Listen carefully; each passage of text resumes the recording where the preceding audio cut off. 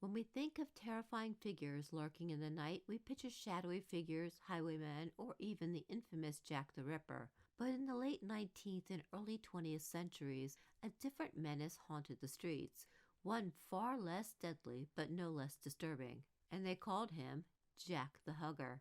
These men didn't kill, but they certainly terrified women across the United States.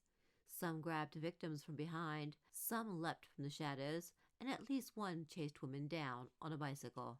First, let's begin in 1899 when a newspaper reported that a woman was chased by a horrible man on wheels.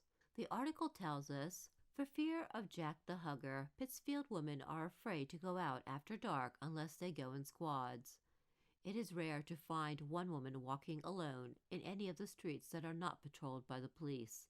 The mysterious Jack the Hugger not only lies in wait in dark corners for women, but rides a bicycle. Several cases have been reported to the police by women who had been chased by a bicyclist who came up beside them and compelled them to dismount.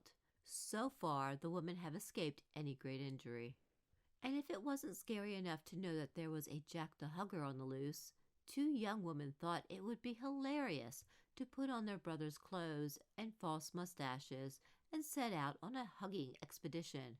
According to the newspaper article, one of the masqueraders met a girl that she knew, and after following her some distance, threw her arm around her and tried to kiss her. The girl who was hugged was named Katie Roberts. She drew the regulation weapon, a hat pin, and with 2 or 3 thrusts, she put her assailant to flight.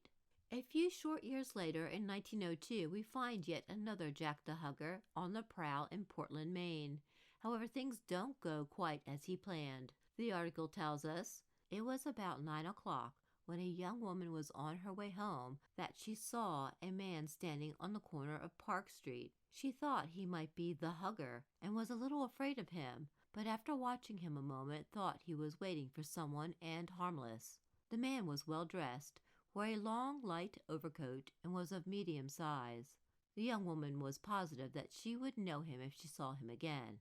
After hesitating a moment, she got up the courage enough to walk past him. As she got near him, the man made a spring for her and grabbed her by the collar of her jacket and tore it off. He attempted to throttle her, but she was too quick for him, and swinging at him with all her might, she struck him a blow in the eye that sent him staggering out into the gutter, where he almost fell down. The young woman then picked up her collar, which had been torn off in the scuffle, and started for home. The man did not attempt to follow her. He had evidently made up his mind that she was well able to take care of herself. Almost a full year later, the Hugger returned to the streets of Portland. As reported, the victim was on her way home at about 10:15 o'clock and was near the corner of Clark Street. A man had followed her up the street but had kept on the opposite side from her. He crossed over finally and caught up with her. He asked the young woman why she was out so late, but she ignored him. He then offered to take her home and tried to grab her, but she took off down the street screaming for help. Jack the Hugger followed her right up the stairs to an unfamiliar house, and she screamed again as he put his hand over her mouth. This time, however, someone heard her, and a young man came running out of the house and chased the Hugger away.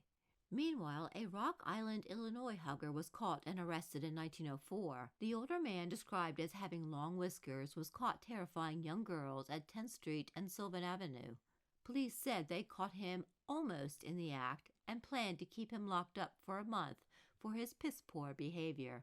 By 1906, Atlanta had its own Jack the Hugger. He was reportedly hanging out on Peachtree Street between 3rd and 4th Streets, and everyone was on the lookout for him.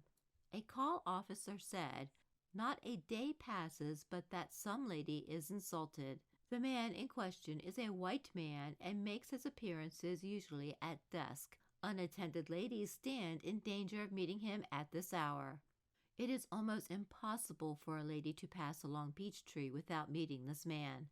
In Frederick City, Maryland, 1918, a Jack the Hugger was terrorizing young women on North and South Market Streets, as well as on East and West Patrick Streets. Witnesses said the man was young and well dressed. One article said, his practice is to dart from behind a telegraph or telephone pole, and after embracing his victim, he makes his escape in the darkness. And that is all I have for you today. If you are interested in finding more Jack the Hugger accounts, visit the newspaper archives online at the Library of Congress and dive into all the creepy accounts from the past. See you next time, and as always, take care.